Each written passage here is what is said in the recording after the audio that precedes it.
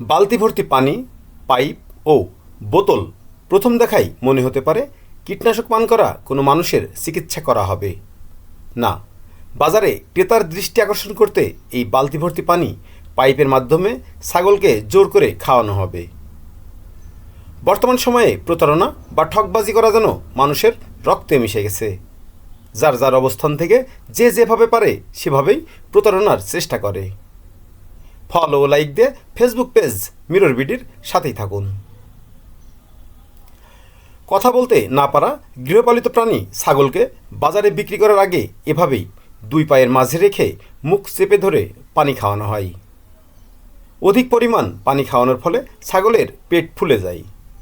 এতে ছাগলটি দেখতেও বেশ ভালো লাগে।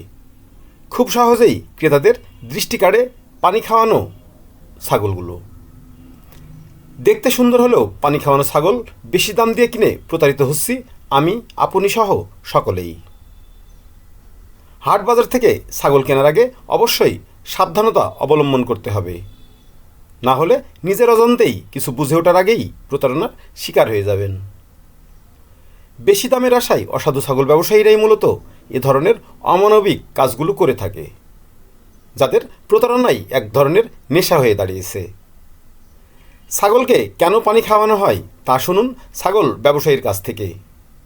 তবে আসার কথা হলো, বাজার কিংবা হাট থেকে কোন ধরনের ছাগল কিনলে আপনি প্রতারিত হবেন না তাও শুনুন।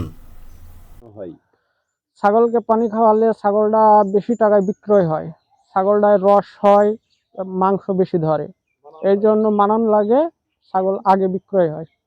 আর যদি পানি না খাওয়ানো হয় তাহলে ছাগলটাকে পেট পরি থাকলে নিতে চায় না, যে বলে ছাগল খাওয়া দাওয়া করে না, রস নাই, এই জন্য বিক্রয় হয় না, এই জন্য পানি খাওয়ানো হয়।